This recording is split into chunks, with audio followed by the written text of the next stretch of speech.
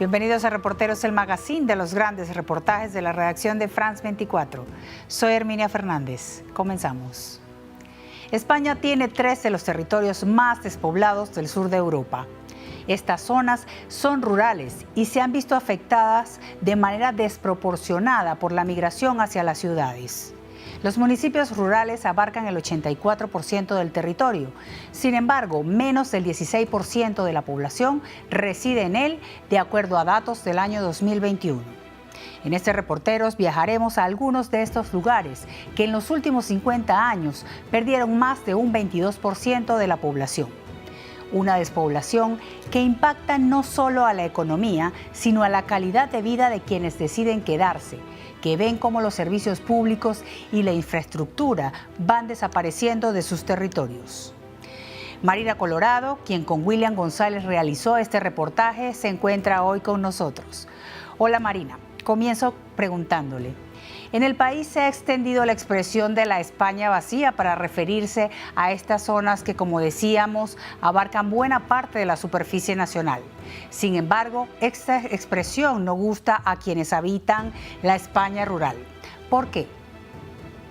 Pues porque realmente no está vacía, simplemente está despoblada. El adjetivo vacío tiene connotaciones negativas que se alejan, o sea, que para nada tienen que ver con la realidad que vivimos durante esos días de grabación del reportaje por distintas áreas de la España despoblada. Son áreas llenas de cultura, de tradiciones, de costumbres, de gastronomía y sobre todo de paisajes y de recursos naturales que literalmente nutren al resto del país, porque ahí es donde se cultivan las legumbres, las frutas y las verduras que nos alimentan en las grandes ciudades.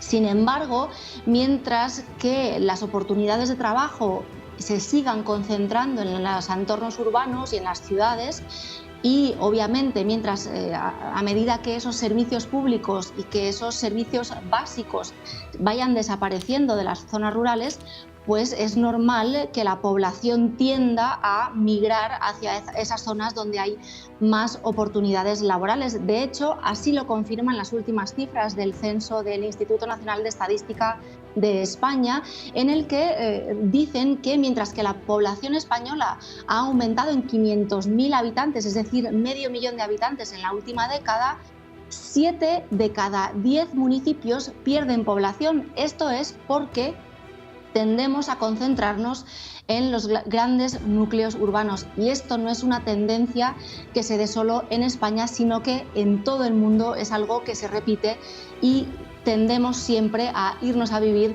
a los grandes núcleos urbanos o ciudades, dejando más despobladas cada vez las zonas rurales y más apartadas. Veamos la historia.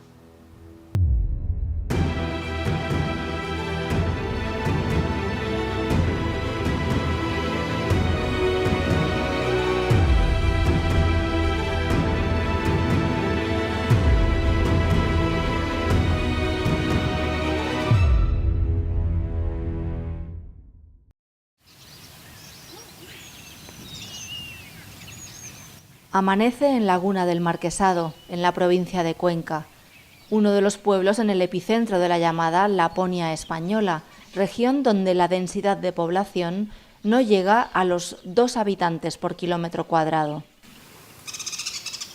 Un panorama desértico que viven muchos de los municipios del interior de España. El 48% de la superficie del país está en riesgo de despoblación.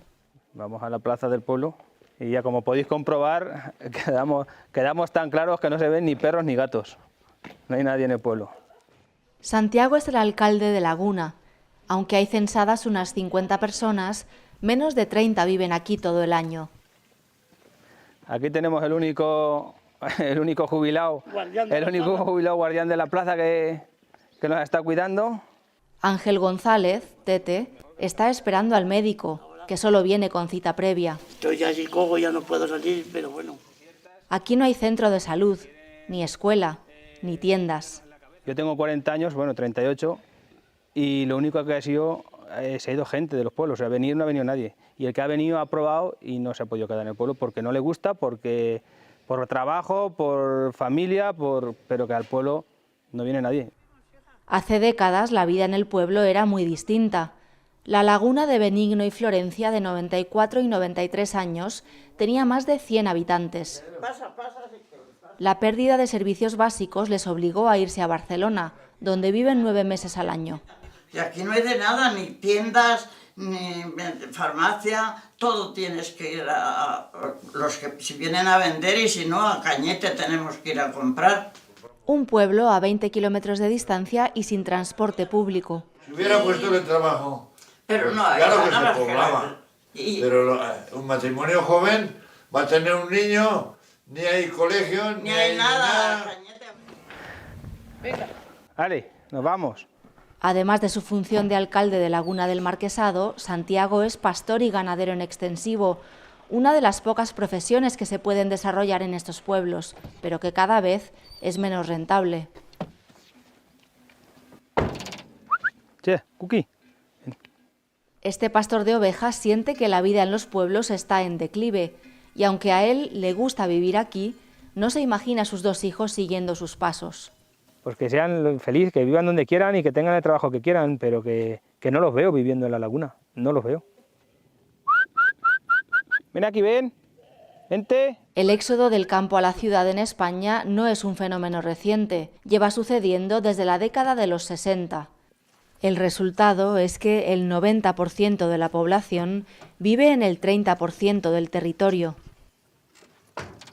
Un territorio que se siente olvidado por la política nacional a nivel de infraestructuras, telecomunicaciones o servicios básicos. Para exigir que se solventen estas carencias surgió hace 23 años el movimiento ciudadano Teruel Existe, que desde 2019 tiene representación en ambas cámaras del Parlamento de España. Junto con Cuenca, Teruel es otra de las provincias más despobladas del país. Beatriz Martínez, senadora por la agrupación, vive en Bueña, donde quedan menos de 50 personas. Pero tal y como dice el lema de la organización, ser pocos no resta derechos. Que sean valorados y que se piense en ellos con unos servicios básicos indispensables. Y eso será luego lo que haga que la gente quiera seguir viniendo aquí. A ver, es un proceso muy a largo plazo, estamos hablando que llevamos más de 40 años con el proceso contrario. Es cuestión de pedagogía, de que la gente entienda esas diferencias, que no es una lucha entre urbano y rural.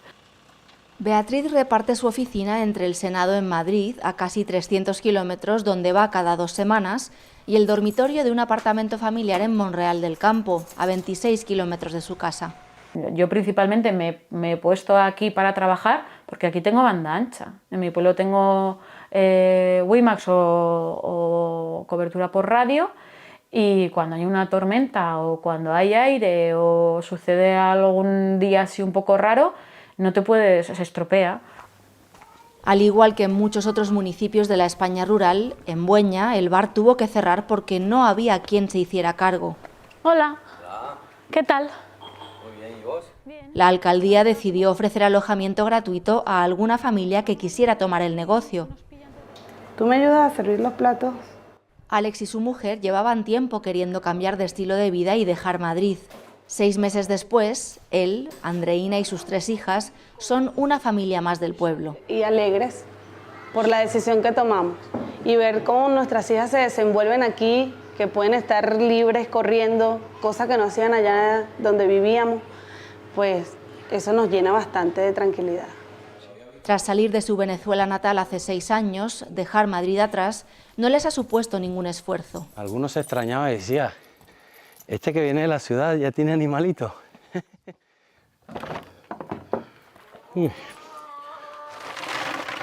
Y así, bueno, yo me entretengo aquí, me quedo un rato aquí dándole la comida a los animales. Ven acá, ven. Y poco más así. Y los huevitos para la tortilla. Que bueno, un poco diferente todo, ¿sabes? Aunque uno lo ve así, aquí uno puede respirar aire, ¿sabes? Ahí en Madrid es que hasta la contaminación te vuelve loco, ¿sabes? Precisamente en Madrid es donde se concentran casi todos los organismos estatales. Para revertir esta tendencia a concentrar todo en la capital, el gobierno de Pedro Sánchez ha impulsado un plan de reparto de instituciones en otras ciudades para así atraer talento y fijar población en zonas más despobladas. España ha sido pues históricamente un país que se ha construido de una forma muy radial, ¿no? Pues Madrid ha sido un centro muy potente, sucede en otros países de Europa, o sea, hay un centro muy potente a partir del cual se establecen las radialidades, ¿no? El gobierno lo que pretende es romper ese principio, es decir, construir un país mucho más en red, mucho más mallado y, por tanto, de alguna manera también más eficiente y con más oportunidades en el conjunto de la geografía del país. De Madrid es Pilar Durante, pero hace 7 años que vive en la ciudad de Cuenca, de donde es su marido Miguel Ángel. Eso está genial, admirando a... Los dos son ingenieros de montes. Aunque la descentralización puede crear empleos que impulsen las economías locales de zonas despobladas, ambos ingenieros afirman que el campo ya es fuente de riqueza, una riqueza menos tangible e infravalorada. Que tiene que haber algún tipo de compensación con respecto a todas estas zonas rurales, que al final no se les habla que son donantes de vida. Sin embargo, normalmente las políticas no se les tiene en cuenta a la hora de gestionarlo de una forma sostenible y que no sea ligado a una economía que a lo mejor no tenga en cuenta la conservación de los recursos. En nuestra casa abrimos el grifo y no sabemos de dónde viene ese agua, pero ese agua está ahí porque existen estas zonas naturales. De todo eso no nos damos cuenta lo que cuesta o lo que vale, y eso quizás sí se puede, sí es tangible y se podría monetizar. Además de su vínculo familiar, Cuenca era un destino lógico para desarrollar su profesión. Es la ciudad con la mayor superficie forestal de la Unión Europea. 53.000 hectáreas de bosques la cubren. Es en estos bosques donde Pedro y Luis desarrollan su emprendimiento de gestión forestal. Sacando todos los diámetros a 1,30 de todos los árboles que estamos viendo, todas las alturas. Lo que antes se hacía árbol a árbol, estoy escaneando y midiendo todos a la vez. La unión del mundo tecnológico y rural es una de las claves para estos jóvenes ingenieros forestales, nacidos en 2 provincias colindantes que en los últimos 10 años han perdido entre el 5 y el 10% de su población. Mejorando el conteo de las existencias vas a mejorar la gestión, porque vas a tener un mayor conocimiento de lo que tienes, y eso contribuye a revalorizar, por ejemplo, la madera, que la gente coja más interés en gestionar su monte, beneficio económico y sobre todo ligado a fijar población en el medio rural, que al final es el objetivo de cualquier ingeniero forestal, agrícola o relacionado con el medio ambiente, vaya. Según ellos, esta tecnología que escanea la superficie y relieve de los terrenos es, además, clave en la lucha contra incendios. Nosotros podremos elaborar unos mapas de pendientes y también de combustible vegetal, y gracias a esos mapas se puede actuar y prevenir. Una prevención que fue insuficiente en Zamora, la provincia española más afectada por el fuego en 2022. 4 personas muertas y casi 69.000 hectáreas de la Sierra de la Culebra calcinadas en 2 incendios separados. Había un frente de 40 kilómetros o 50 kilómetros, era algo tremendo, un infierno. Julio Fernández es voluntario de la organización ambiental Ecologistas en Acción y ve muy clara la relación entre el fuego y la pérdida de población. Y aquí pues políticamente y electoralmente no interesa porque casi no vive nadie. Entonces pues creo que la desidia es uno de los factores que hizo que todo el fuego se propagara de esa manera tan veloz, porque no había interés en apagarlo. Hola. Hola. Mira, estáis aquí vigilando en esta, porque leí el otro día que terminaba la época de incendios. Termina la campaña el 30 de septiembre. Cayetana está en su 5ª campaña como escucha de incendios. Así se les llama a quienes vigilan lo que ocurre en los montes. Sagallo sin novedad, hasta luego. Un trabajo de temporada que dura solo 3 meses. Julio, agosto y septiembre. Por eso, cuando el primer incendio inició, el 15 de junio, en plena ola de calor y con sequía generalizada, solo el 20% de la plantilla estaba activa. Y el no haber tenido a la gente convocada con tiempo de antelación cuando tú tienes la información meteorológica de lo que está sucediendo es una negligencia grave y que tiene consecuencias muy graves.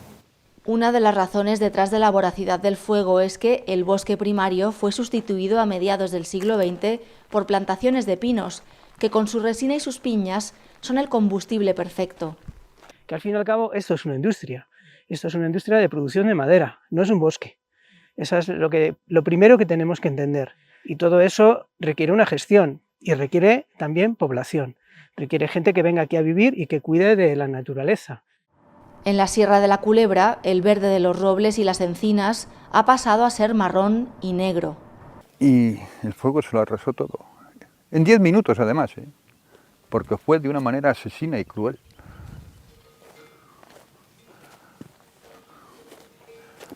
¡Eh! ¿Dónde vamos? El cabrero, como se llama a sí mismo Santiago León, lamenta con rabia que no hay nada que enseñar y mucho que llorar. Es la primera vez que subo desde el incendio aquí. La primera vez.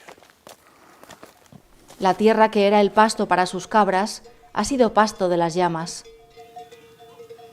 El fuego mató a 1/3 del rebaño familiar y ha dejado secuelas tanto en los animales como en los ganaderos. Secuelas físicas y psicológicas. Aquí no ha venido nadie.